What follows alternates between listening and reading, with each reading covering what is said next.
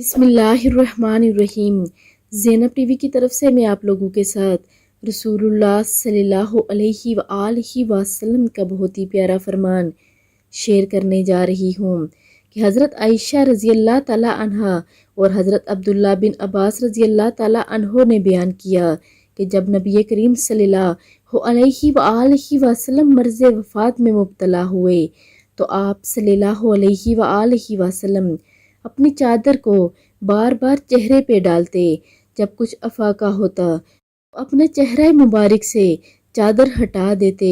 آپ صلی اللہ علیہ وآلہ وسلم نے اس اضطراب و پریشانی کی حالت میں فرمایا، یہود و نصارہ پر اللہ کی پھٹکار ہو کہ انہوں نے اپنے انبیاء کی قبروں کو مسجد بنا لیا۔ آپ صلی اللہ علیہ وآلہ وسلم یہ فرما کر اپنی امت کو ایسے کاموں سے ڈراتے تھے وہ اپنے انبیاء کی قبروں کو مسجد نہ بنائیں۔ آپ سب نے بھی ویڈیو پر لازمی عمل کرنا ہے اور ویڈیو کو آگے لازمی شیئر بھی کرنا ہے۔ جزاک اللہ۔